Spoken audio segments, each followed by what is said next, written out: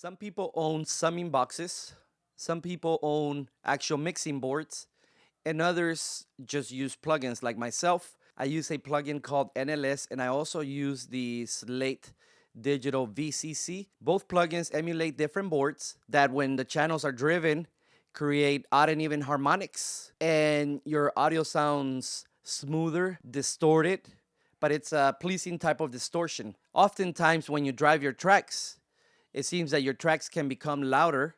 Oftentimes, when you drive your tracks, the audio can get louder without compromising your headroom. Today, I'm going to emulate a summing setup, but in the box, using the Waves NLS plugin.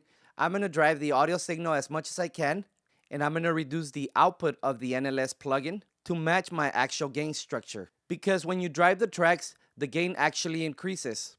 So I'm going to make sure that I lower the output signal so that the level remains the same and I'm not fooling myself into thinking I'm actually doing something that I'm not. Welcome back. This is George with NS345. So as you can see, I have my stem view, and I did that by creating window configurations and using the markers. I have my edit mix all configuration, and then I have my stem view. Okay, all of my stems are muted, and what I'm going to do is I'm going to insert the NLS plugin of each of my stems. So I'm going to highlight all of my tracks. I'm going to hold Shift Option. I'm going to click on the first insert, and I'm going to go to my harmonic section and look for the NLS channel. I'm going to start with the drums. I'm going to unmute my drum stem.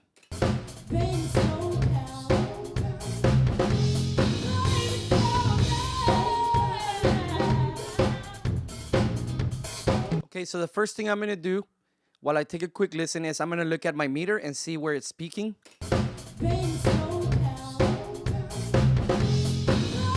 So I can see that it's peaking at around -6, but I can see the RMS is somewhere around here, around -18, which is a really good starting point for my summing setup because I'm sending an audio signal that's aligned to the -18 dBFS equals 0 VU calibration. Okay, so I'm gonna drive the drums now and you'll see the gain increase.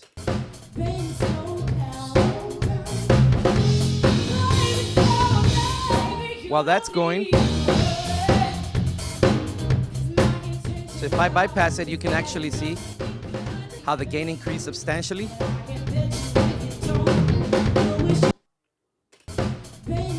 So there's the plugin bypassed.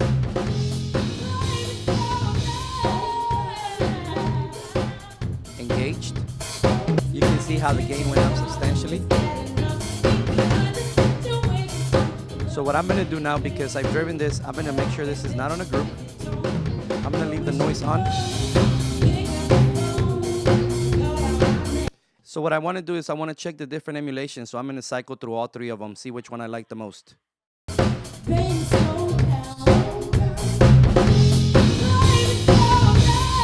The mic is usually the one with the most bottom end, and the Nevo is usually the tighter one.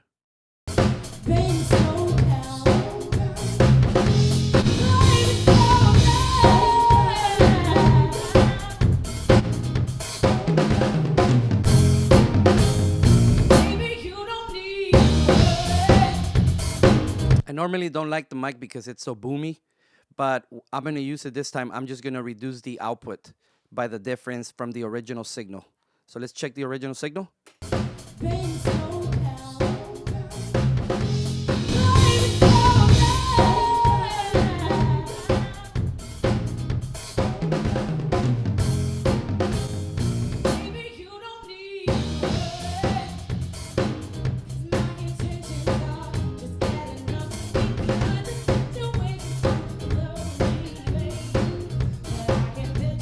Okay, so right there is about the same, and you can hear a difference. We'll A/B it once we're done with all of the stems.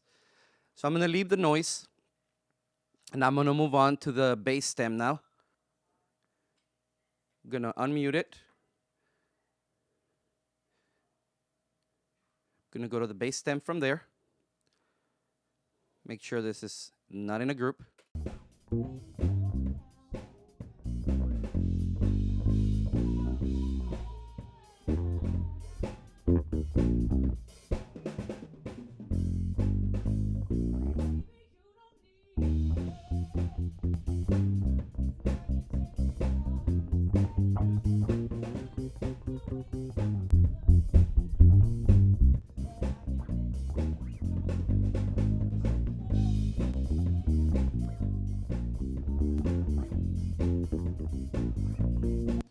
Okay, so I drove the audio on the bass stem to 12 and I dropped the output by a few dBs by minus 2.2. And I like the Nevo just because the spike and the mic have too much low end and I don't want to have to EQ that out afterwards. The Nevo seems the one that's got the less low end and it's a little bit brighter, so it's going to help me with my EQing decisions. Let's check it out again.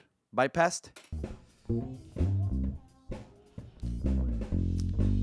See, it's peaking about minus 18, or actually minus 7.4, but I can see the meters just jumping around minus 18 there.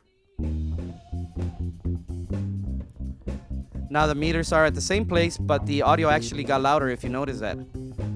I like that. Let's move on to the electric guitars.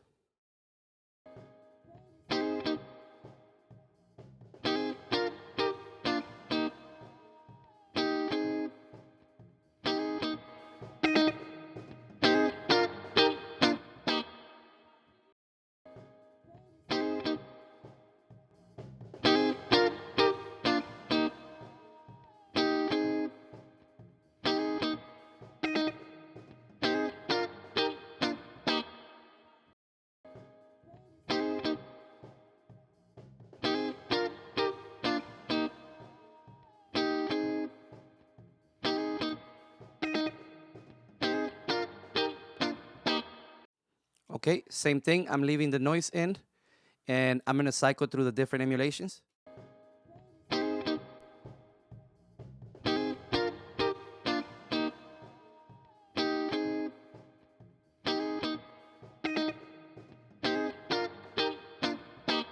Okay, I like the Nevo setting. Moving on to the next one, the keys.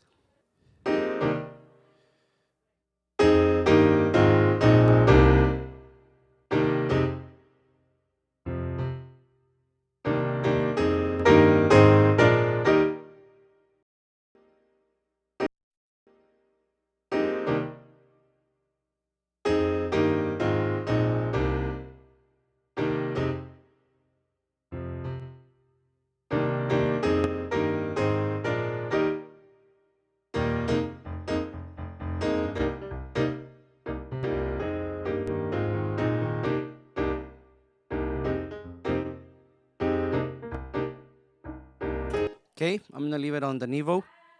Now I'm gonna move on to the lead vocal.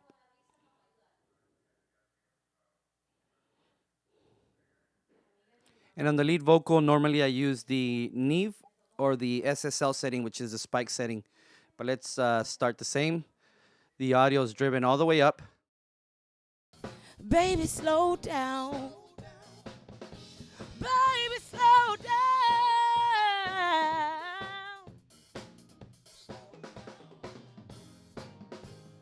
Baby, you don't need to worry. 'Cause my intentions are just bad enough to be good. The situation's still blurry, baby. But I can bet you if you don't, you'll wish you could.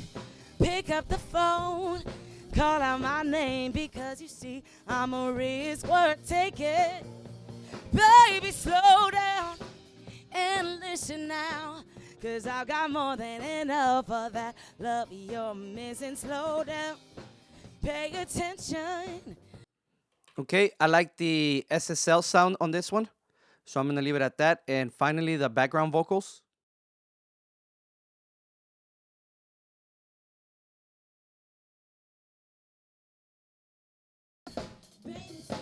Slow down.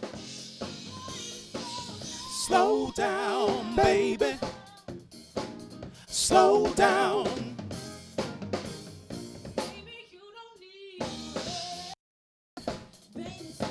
Slow down. Slow down, baby. Slow down. Slow down. Slow down. Okay, in this case, I like the mic emulation. I can hear a bit of fattening going on with using the mic emulation, and the vocals were thin. Now they sound a bit fuller. Check it out. Bypassed. Slow down. Slow down. Okay, no gain added thus far. Now, to complete my summing setup, I'm going to add a tape plugin on the mix bus. I'm going to use the Slate Virtual Tape Machine.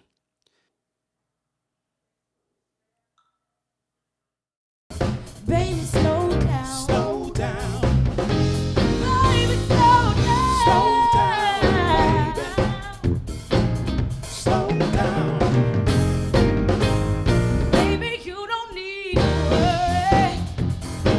'Cause my intentions are just bad enough to be good. The situation's so blurry, baby. But I can bet you if you don't, you'll wish you could pick up the phone, call out my name, because you see, I'm a risk worth taking. Baby, slow down and listen now, 'cause I've got more than enough of that love. Okay, there it is. So just briefly, I've now got my audio routed out to my summing setup using the NLS plugin on each of the stems. So this would be similar as to you having a summing box, meaning from your audio interface, the audio goes out to the summing box and back into your DAW. Now I'm bringing the audio from my stems out to my summing box, back into my DAW. But before it hits my DAW, I now have a tape plugin which emulates the audio going from the DAW to the summing box to a tape machine and back into the DAW. So I'm going to select the tracks just to do an A-B comparison. Here it is with the plugins bypassed.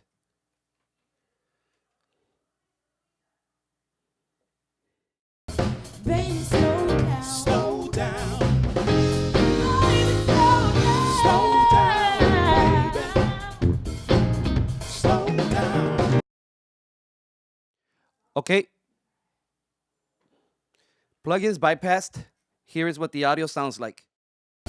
Baby, slow down. Slow down. Baby, slow down. Slow down, Slow down. Okay. Plugins engaged. Baby, slow down. Slow down. Baby, slow down. Slow down, Slow down. Baby, you don't need to worry. 'Cause my intentions are just bad enough to be good. The situation. All right, so here is what's happening. If you're not using studio monitors or good headphones, you may not be able to hear this, but I actually think there is enough of a change for you to be able to hear it. So what I am hearing is without the summing setup, the tracks sound very lively, meaning you can hear the room, how it was recorded. So it sounds like just any regular recording. It doesn't sound crazy good, doesn't sound really bad, just a simple flat recording. When I engage the plugins, you can immediately hear the change in color, meaning the tracks became warmer or a little bit darker. Okay? When the plugins are not engaged, the tracks sound brighter and a little bit flat. But what the summing setup has now done is it's added a bit of color to my mix. Now this is gonna help me obtain the mix that I want. So rather than doing it at the end, I'm doing it now so that I can mix through this setup. So now my EQ decisions are gonna be affected by this whole setup. This is it. I'm gonna do a couple of more A/Bs. So this is pretty much what an in-the-box summing setup looks like, or how you can do it. There's many ways of doing it. And actually, you don't need to do it. If you want to do it, it's great, and you have these plugins, it's there for you. But it's really not going to affect your mix that much. You might get a 5% difference in color, in tone, but hey, that's not going to make or break your mix. What's going to make or break your mix is the actual balance of your tracks.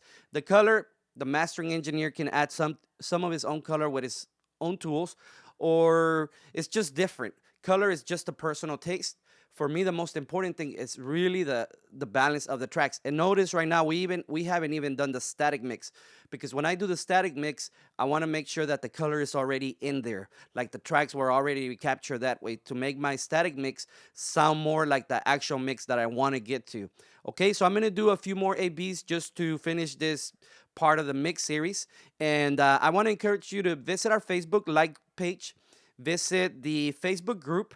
If you didn't know, I actually gave away some plugins last month, and I'm going to try to do that maybe once a month. But what I told the guys on the Facebook group is when I hit 500 subscribers, I'm going to give away another plugin. So if you want to come join the chat on the Facebook group, feel free to. I'll accept you. I'll add you in. And also visit my blog, ns345.net. And that's it. Okay, so let me do a few ABs just to finish this video. Baby,